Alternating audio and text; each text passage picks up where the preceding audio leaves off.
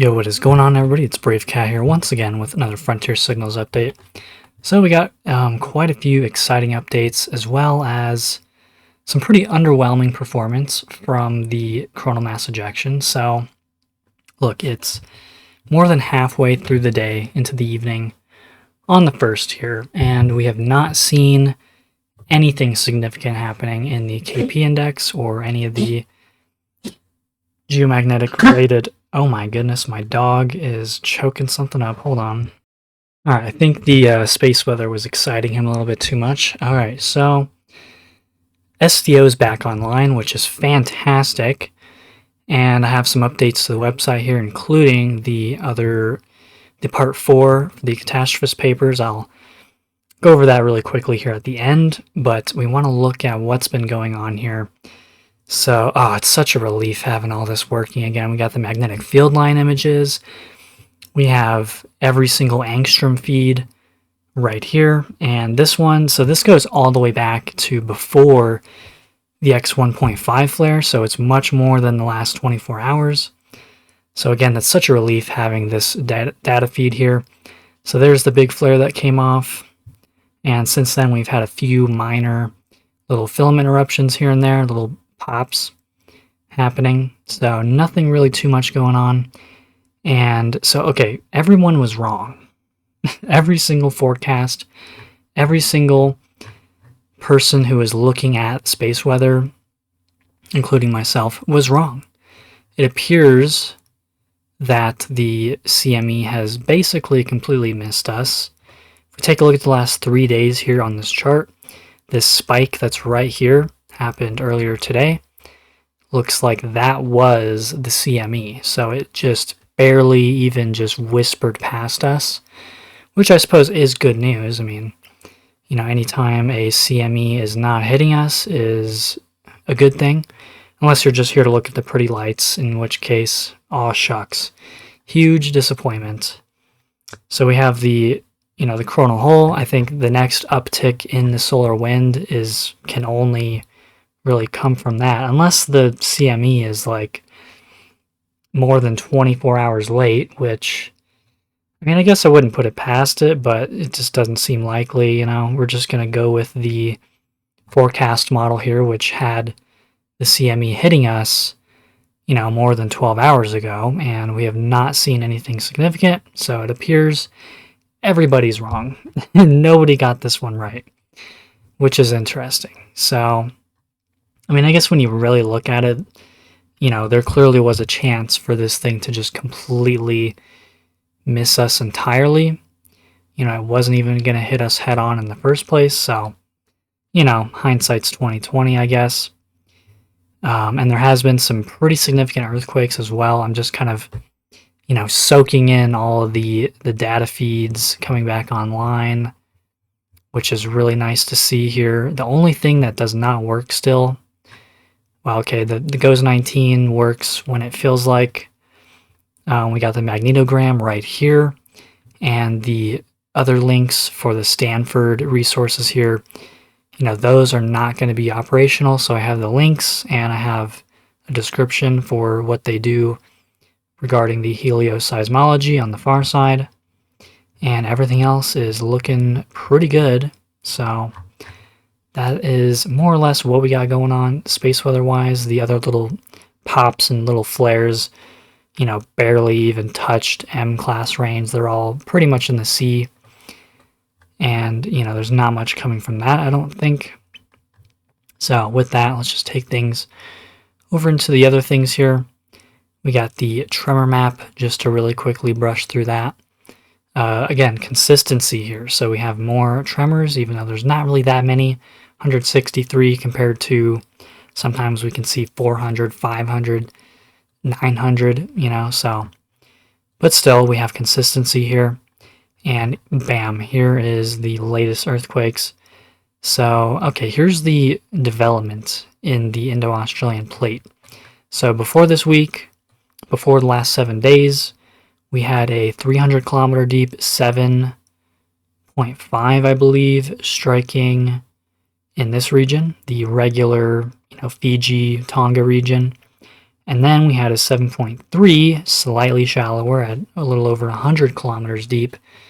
And then over here, now we have a shallow 7.8 that I think just struck. I haven't really seen anyone make too many posts about it, but I've been busy for the last few hours, so I'm not sure. But this basically just happened. Oh, they already downgraded it to a 7.4. Yeah, when I was looking at this, it was a 7.8. Oh, I have it open. See, I've got my receipts. So, yep, I already had this tab open. 7.8, downgraded to 7.4.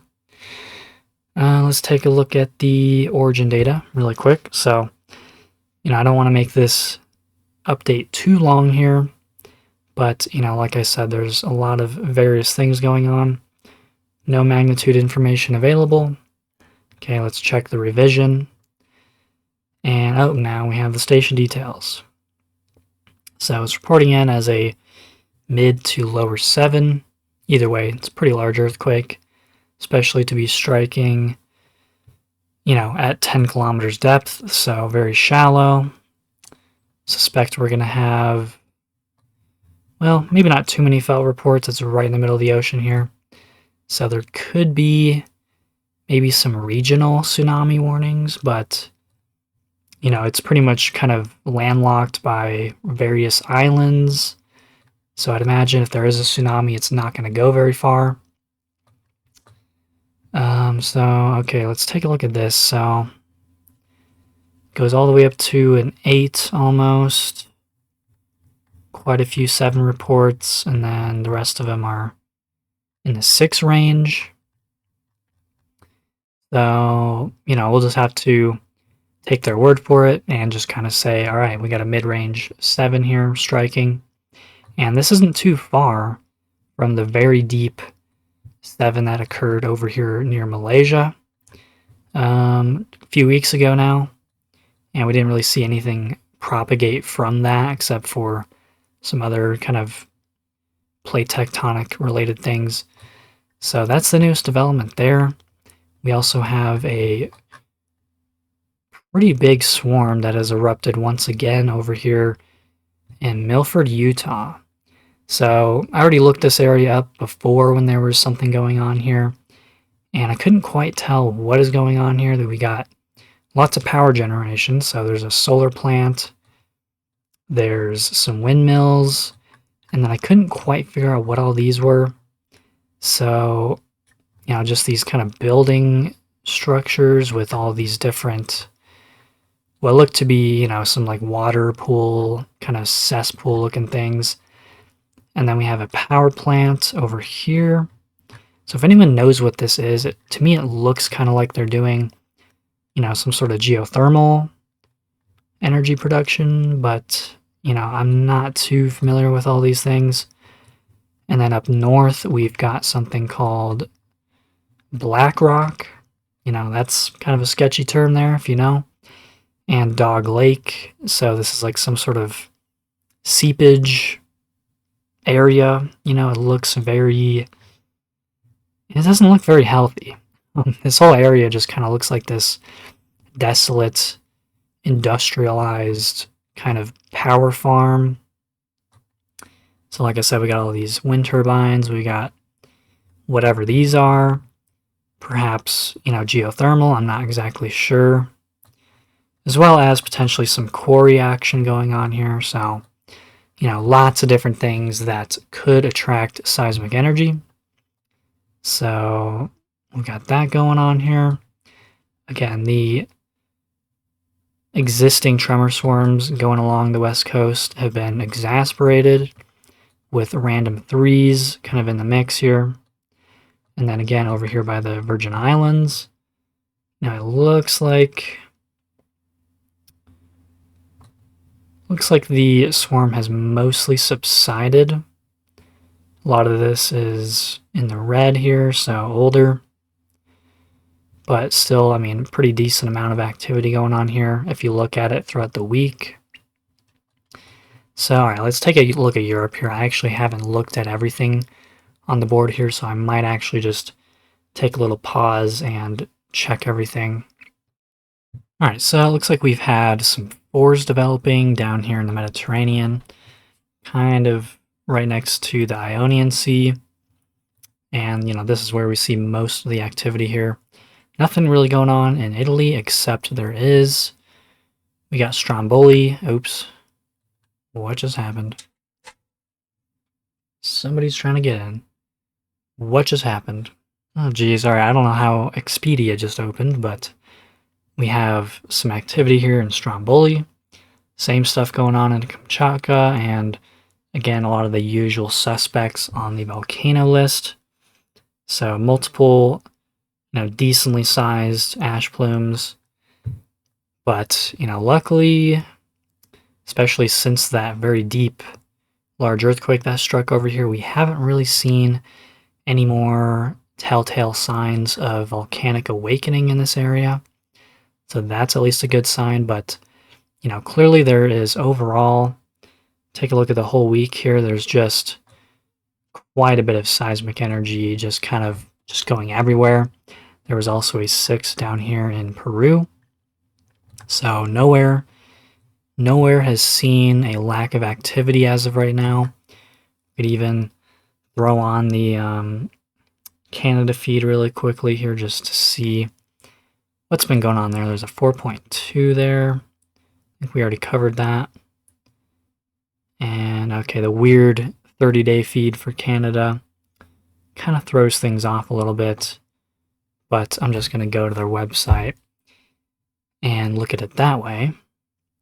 So other than this will pretty much wrap things up here. I'm going to really quickly kind of show where you can find the saga of historical catastrophist papers I'm writing, which part 5 is the last one to be made.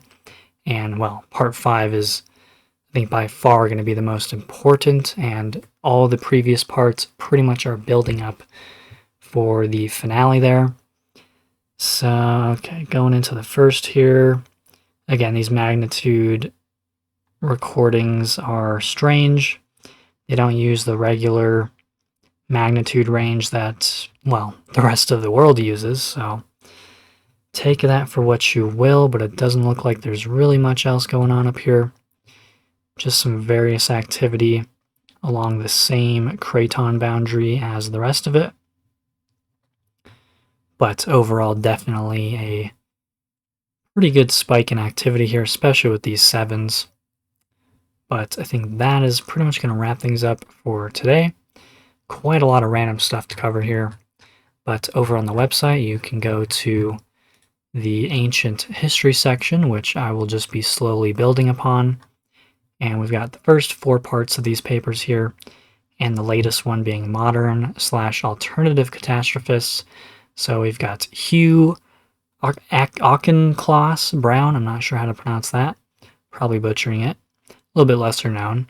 We have Velikovsky, pretty well known, with a lot of details on his thing. We have Chan Thomas, which out of everyone on these papers here, Chan Thomas is probably one of the biggest anomalies on this whole page. He was, worked for the CIA. His main book, The Adam and Eve Story, was, mostly declassified. There's still some missing pages out of there, which is a bit strange.